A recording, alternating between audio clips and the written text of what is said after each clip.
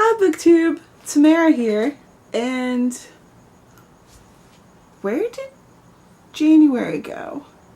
It's the end of January, and that means let's do a January wrap-up.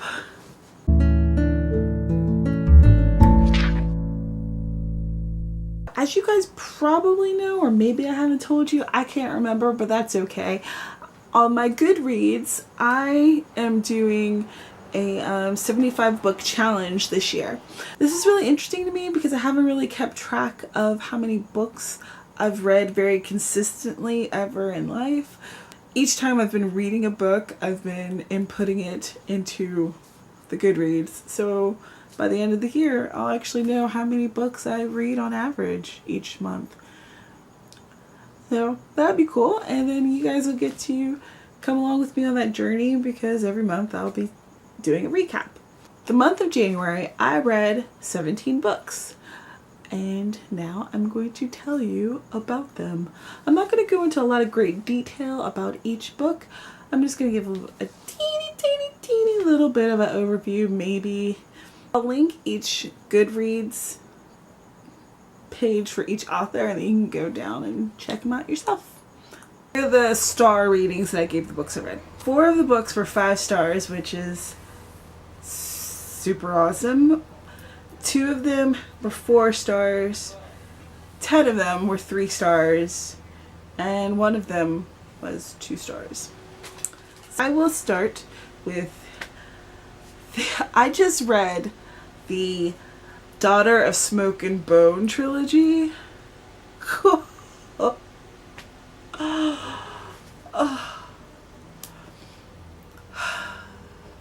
I'm going to do a separate video when I talk about some aspects of the book, but I think that you guys have probably heard about this series and how amazing it is. And hey guys, future Tamara here. I totally say the wrong names and I'm so sorry, but I have the correct books shown. I say the wrong names. I've read both of these series and I got them confused. Sorry. The books are Daughter of Smoke and Bone, Days of Blood and Starlight, and Dreams of Gods and Monsters. I don't own this trilogy. I probably will at some point.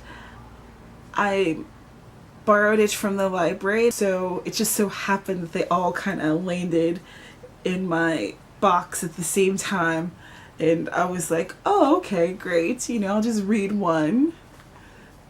24 hours later, I read all 3 of them. It was worth it. I gave all of them 5 stars because I was enthralled, I was interested, and I was invested. I laughed, I cried, I was depressed in a couple sections. And the other book that I read that I gave 5 stars to was Crown of Midnight, which is by Sarah Maas in the Throne of Glass series. I really enjoyed that book. I really enjoy that series. I'm on the waiting list for Heir of Fire, and I really want it. There was 2 of those. One was The Assassin's Blade, which is the prequel for the Throne of Glass series that is, like I just said, by Sarah J. Maas. This book has 5 novellas in it that kind of tells the story of how our assassin came to be where she is today. And it was really interesting to see her character develop, how she was incredibly headstrong and arrogant, of course, and kind of see her being taken down. It's very good. Very, very good. Very good. And then the other book was Born in Fire, which is a trilogy from Nora Roberts. And this book takes place in Ireland. It shows, of course, the romance aspect, but it also shows how their family in this small town in Ireland kind of works together and doesn't work together. There's the mother figure who's very hard to like and deal with, and the best friend that lives down the road.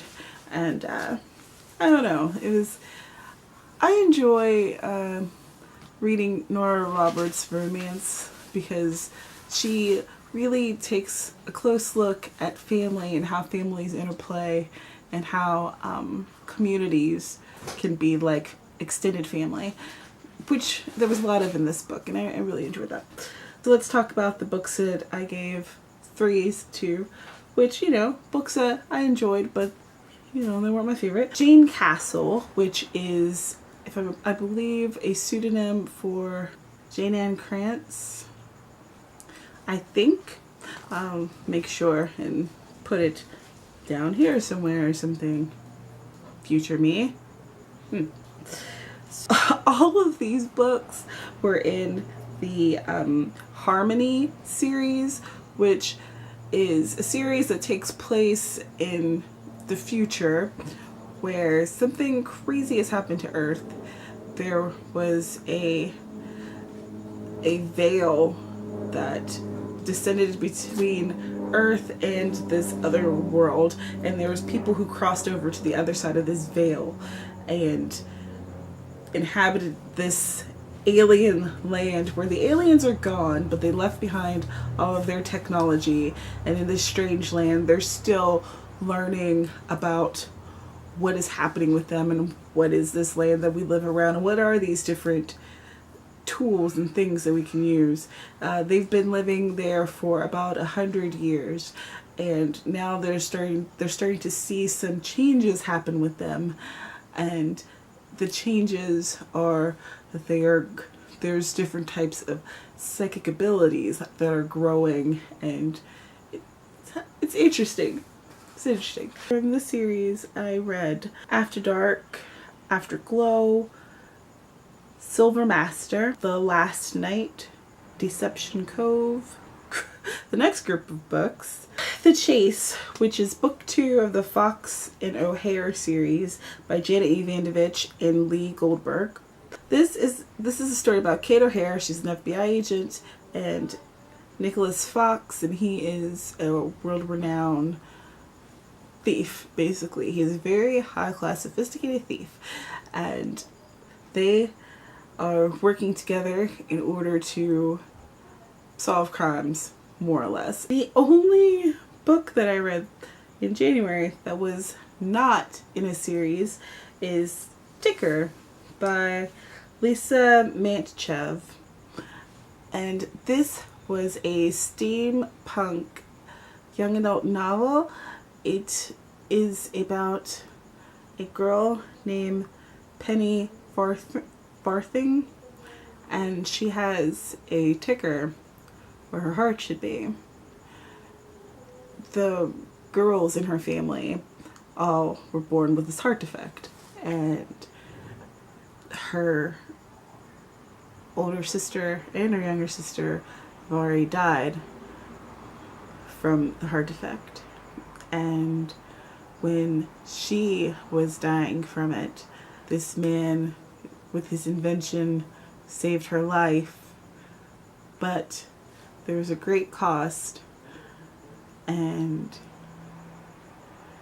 they have to kind of save the city from this man, this mad scientist, as he continues to try to do some monstrous things to keep the heart going. I like this book. It was interesting. The love interest in it, I found it to be kind of rushed. It didn't the pacing was off in some way. It didn't quite ring true. I have listed my number 2 book was third book in the Dark and Rising series. I didn't I didn't write what the name of this book was, but I shall of course have it over here, so you shall see what it is. I did not like this book's ending at all. It did not feel satisfying.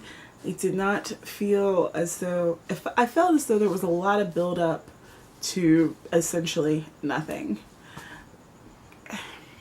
This series is about these teenagers, and they're living in kind of this utopian life. They're in Canada, living on this island. The main job place there is this medical facility. All of their parents have been chosen to live there and to work for this facility in one way or another, and to work in this town. No one really comes to the town. They might go to Victoria and visit for a weekend, but basically everyone, it's a very secular town.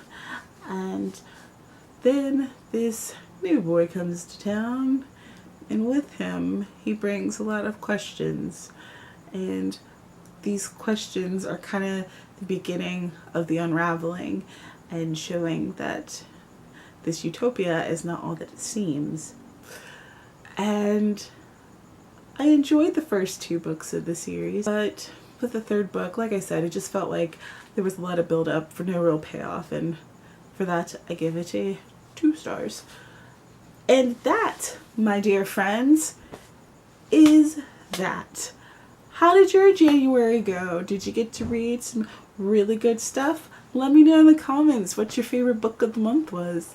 Again, my name is Tamara, and thank you for coming here and hanging out with me. That makes you a really cool person in my book. So, if you like this, please click like. You can share it if you want to. And if you haven't already, it'd be super cool if you subscribe.